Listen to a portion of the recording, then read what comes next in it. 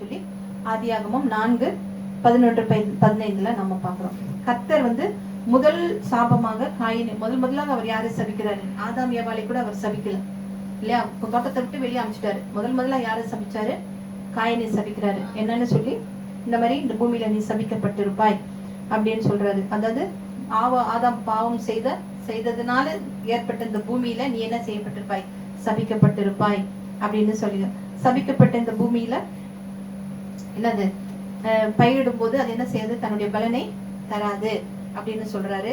அப்போது மூன்றாவதாக என்ன சொல்றாரு? நீ பலனை கொடுக்காததுனால நீ என்ன செய்வ? நிலையற்று நீ என்ன செஞ்ச? அலைஞ்சுக்கிட்டே இருப்ப. அது மாத்திரம் இல்லாம அப்படின்னு அவர் சொல்லி சபிக்கிறாரு. அவன் காணிக்கையாக காயை கொண்டு வந்த போதோ, இல்ல அவன் கோபம் கொண்ட போதோ, இல்ல அவன் எரிச்சல் அடைஞ்ச போது கூட அவர் என்ன செய்யல? சபிக்கல. தன்னுடைய சகோதரனை கொலை செஞ்சு அவனுடைய ரத்தம் பூமியில் சிந்தப்பட்ட போது கர்த்தர் என்ன செய்யறாரு? அவனுக்கு சாபத்தை கொடுத்தார் என்று சொல்லி பார்க்கிறோம். பயப்படாத காயின் கூட என்ன செய்தா? கர்த்தருடைய அந்த சாபத்தை கேட்டு பயந்தான் என்று சொல்லி நம்ம பார்க்கிறோம். அப்போ உடனே சரி, எனக்கு ஐயோ என்னால இந்த தண்டனையெல்லாம் என்னால சகிக்க முடியாது, இன்னும் இந்த நான் இருக்கிற வரைக்கும் இந்த பூமியில இந்த சாபம் என்ன தொடரும், வேற யாராவது என்ன பார்த்தாங்கன்னா கூட என்ன செய்வாங்க? என்னை கொன்று போடுவாங்க அப்படின்னு சொல்லிட்டு அவன் சொல்லும் போதுதான் அவர் என்ன செய்யறாரு? அப்ப கூட அவர் அவன் மேல இரக்கம் கொண்டு அவனை யாரும் என்ன செய்யக்கூடாது, அவனை கொள்கிறவர்கள் மீது 7 பழி சுமரும் அப்படின்னு சொல்லி ஒரு அடையாளத்தை அவர் கொடுக்கிறவராக இருக்கிறார் என்று சொல்லி நாம பாக்குறோம். காயின் இன்னமும் கர்த்தருக்கு 7 மடங்கு விலையேற பெற்ற, அதாவது 7 மடங்கு விலையேற பெற்றவன் நீ. ஆனா நீ என்ன செஞ்சுட்ட? நீ கர்த்தருடைய அன்பை புரிஞ்சுக்காம நீ உன்னுடைய சகோதரனை என்ன செஞ்சுட்ட? கொலை செஞ்சுட்ட அப்படின்னு சொல்லி சொல்றாரு. அதே மாதிரிதான் கர்த்தர் நோவா கிட்ட என்ன சொல்றாரு? ஜலப்பிரளயத்தினால இந்த பூமியை நான் அழிக்க மாட்டேன் அப்படின்னு சொல்லி ஒரு அடையாளமாக ஒரு வானவில்லை என்ன செய்கிறார்? தோன்ற பண்ணினார் என்று சொல்லி பார்க்கிறோம். அப்போ ஒரு காயின் ஒருவேளை தன்னைத்தானே தாழ்த்தி துக்கப்பட்டு மனம் திரும்பி தேவன் கிட்ட வந்திருந்தா நிச்சயமாக அவர் என்ன செய்திருப்பாரு? மன்னித்திருப்பாரு. ஆனா அவன் அப்படி வரல. அவன் தன்னை தேவனிடமிருந்து பிரித்து கொண்டு தேவனுடைய உதவி இல்லாம என்னால வாழ முடியும் அப்படின்னு அவன் வாழ என்ன செஞ்சிருக்கிறான்? முயற்சித்திருக்கிறான் என்று சொல்லி பார்க்கிறோம். இவ்வளவு செய்தும் தேவன் என்ன செய்யறாரு? காயினை ஏன் தண்டிக்கல அப்படின்னு சொல்லி சொன்னோம்னா, தேவன் காயினை நேசித்தார் என்று சொல்லி பார்க்கிறோம். ஒரு கொலைக்காரனுக்கு கூட கர்த்தர் என்ன செய்கிறார்? அடைக்கலமும் பாதுகாப்பும் தருகிறார் என்பதை இதுல இருந்து நாம பார்க்கிறோம். அப்போ முதலாக பிள்ளை பெற்றவள் ஏவாள் என்று சொல்லி நாம பார்க்கிறோம். முதல் மேய்ப்பன் யாரு?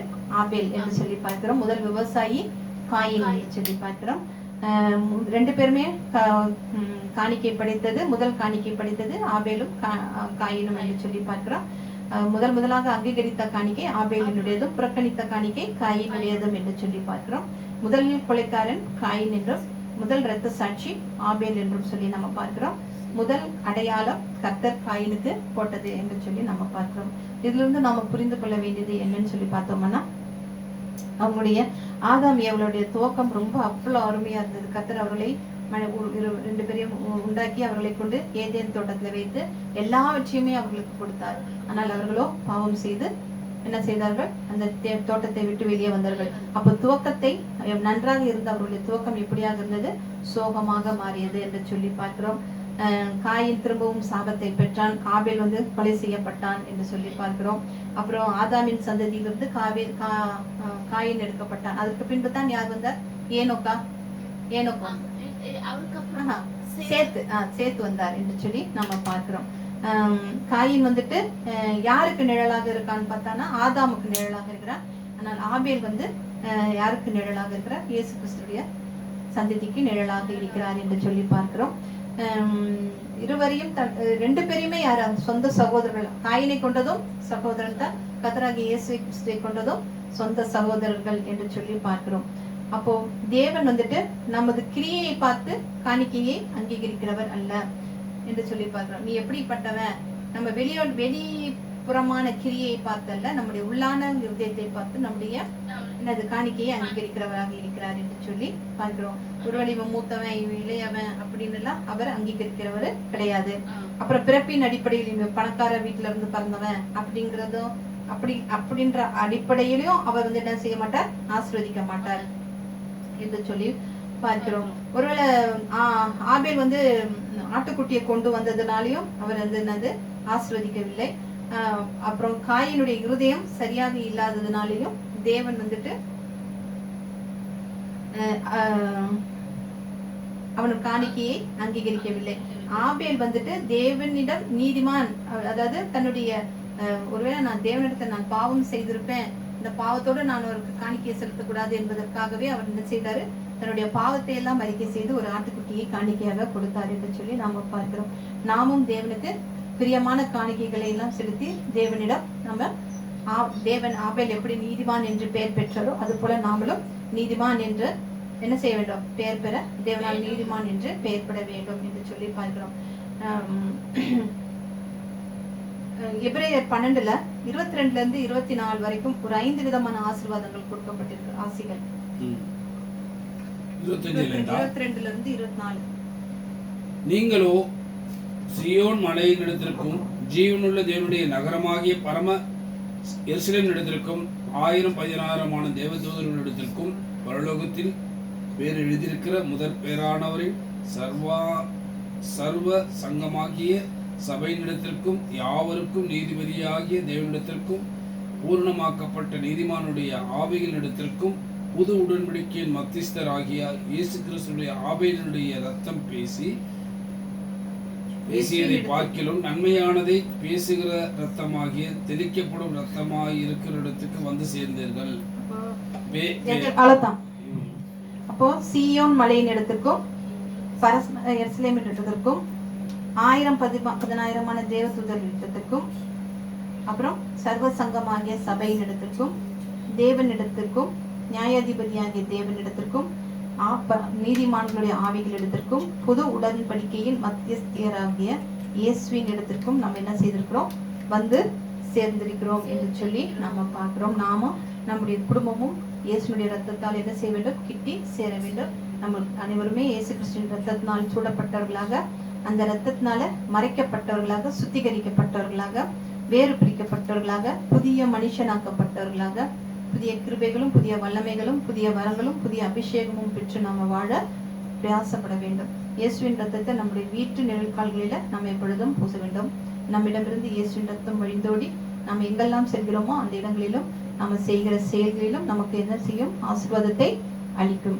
சத்துருடைய சகல கோட்டைகளையும் தகர்த்தெறிய யாரால் முடியும், இயேசு கிறிஸ்துவின் ரத்தத்தால் மாத்திரமே நமக்கு முடியும். அந்த ரத்தம் நமக்குள்ள என்ன செய்ய வேண்டும், கிரியை செய்ய வேண்டும். அந்த கர்த்தராகிய இயேசு கிறிஸ்துவிடத்திற்கு நம்ம எப்பொழுதுமே என்ன செய்ய வேண்டும், வந்து சேர வேண்டும் என்று சொல்லி நம்ம பார்க்கிறோம். அப்போ காயின் எப்படி இந்த உலகத்துக்குரிய துன்மார்க்கனாக இருந்தார், ஆனால் ஆபேலோ ஒரு நீதிமானாக எண்ணப்பட்டார் என்று சொல்லி பார்க்கிறோம். நிச்சயமாக அவர் வந்துட்டு காயினை வந்துட்டு அவர் வந்து செய்ய கோபப்படல. அவர் எதனால சபிச்சார் அப்படின்னு சொல்லி கேட்கும்போது அவன் வந்துட்டு ஆபேலுடைய ரத்தம் வந்துட்டு என்ன செய்கிறதா இருக்கிறது, கூப்பிடுகிறதாக இருக்கிறது. அவருடைய ரத்தம் வந்துட்டு அவன் கொலை செய்து மறைத்து விட்டு எனக்கு தெரியாது, நான் அவனுக்கு காவலாளியோ என்று சொல்லி ஒரு ஆணவமாக பேசும் பொழுதுதான் அவர் வந்து என்ன செய்கிறாரு, அவனை சபிக்கிறவராக இருக்கிறார். ஆனாலும் அவர் என்ன செய்யறாரு, கொல்லாமல் அவனை வந்துட்டு என்ன செய்யறாரு, அவனை யாரும் கொல்லக்கூடாது என்று சொல்லி அவன் மீது ஒரு அடையாளத்தை போட்டு அவன் கொள்ளுகிற யார் மீதும் 7 பழி சுமரும் என்று சொல்லி அவனை காப்பாற்றுகிறவராக இருக்கிறார் என்று சொல்லி பார்க்கிறோம். ஆபேலின் ரத்தத்தை பார்க்கலாம். கர்த்தராகிய இயேசு கிறிஸ்துவின் ரத்தம் என்ன செய்கிறதா இருக்கிறது, அதிக நன்மையானவைகளை பரி பேசுகிறதாக இருக்கிறது என்று சொல்லி நாம பார்க்கிறோம். கர்த்தர் தந்த நல்ல வருகைக்காக தேவனை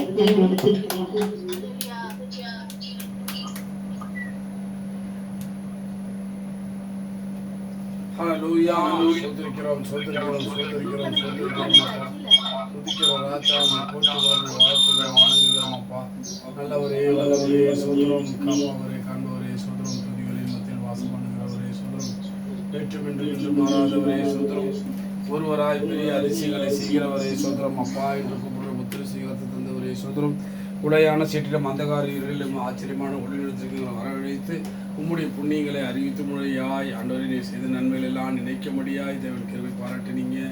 ஏனென்றால் ஆமாண்டவரே அப்பா, இது பலத்தினாலும் அல்ல பராத்தினாலும் நம்முடைய ஆவினால் ஆகும் என்று சொன்னபடியே ஆண்டவரே, ஆமாண்டவரே, காணிக்கை எப்படிப்பட்டதாக இருக்க வேண்டும் என்பதற்காக ஆண்டவரே ஆண்டவர் காணிக்கையை எப்படி ஆண்டவர் ஏற்றுக்கொள்ளுகிறார் என்பதையும் ஆண்டவர் தெளிவாக ஆண்டவர் எங்களோடு பேசின கிருபைக்காக சோத்திரம் ஆண்டவரே. ஹல்லேலூயா. ஆமாண்டவரே, அப்பா எங்களையும் ஆண்டவரே உமக்கு உகந்த காணிக்கையாய் ஏற்றுக்கொள்ளும்படியாய் நாங்கள் ஜெபிக்கிறோம் அப்பா. அதற்கு நாங்கள் உகந்த பாத்திரங்களாய் மாறும்படியாய் எங்களை ஆமாண்டவரை நடத்தும்படியாய் ஜெபிக்கிறோம் ஆண்டவரே. ஏனென்றால் பரிசுத்தம் இல்லாமல் தேவனை தரிசிக்க முடியாது. ஆண்டவரே, பரிசுத்தத்தை காத்துக்கொள்ள முடியாது. நீர் எங்களுக்கு தந்த பரிசுத்த ஆவியானவருக்காக உம்மை ஸ்தோத்திரிக்கிறோம். அவர் நீதி நியாயத்தை கண்டித்து உணர்த்தி சகல சத்தியத்திற்களை நடத்தி வருகிறார். ஆகையால் தான் ஆண்டவரே இந்த நாளில் பார்த்தோம் ஆண்டவரே ஆமாண்டவரே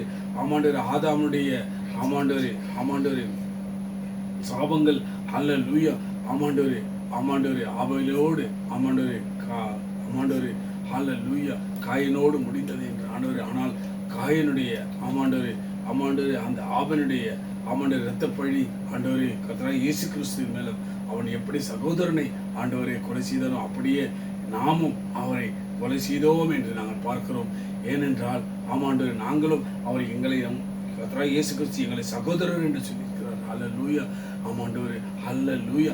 ஆகையால் தான் நாங்களும் ஆமாண்டவரே எங்கள் பாவங்கள் நிமித்தம் ஆமாண்டவரே எங்கள் கோபங்கள் நிமித்தம் ஆமாண்டவரே எங்கள் மீறுதல் நிமித்தம் எங்கள் அக்கிரம நிமித்தம் எங்கள் அநியாயத்தின் நிமித்தம் ஆமாண்டவரே எங்களுக்காக அடிக்கப்பட்டு நொறுக்கப்பட்டு மரித்து அடக்கம் செய்யப்பட்டு அப்பா உயிர்த்தெழுந்து வலது பசு வீட்டிலிருந்து அப்பா எங்கள் சத்தத்தை கேட்டுக்கொண்டிருக்கிறவர்.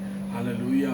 அப்பா இந்த நாளில் கொடுத்த செய்தி ஆண்டவரே நாங்கள் உமக்கு உகந்த தூய பலியாய் மாற எங்களுக்கு உதவி செய்யும் அப்பா.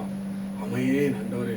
உகந்த காணிக்கையாய் ஒப்பு கொடுத்தோமையா சுகந்த வாசனையாய் முகர்ந்து மகிழுமையா.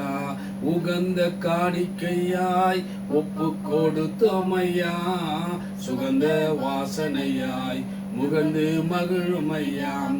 தகப்பனே உம் பீடத்தில் தகன பலியானோம் அக்கினி இறக்கிவிடும் முற்றிலும் எரித்துவிடும்.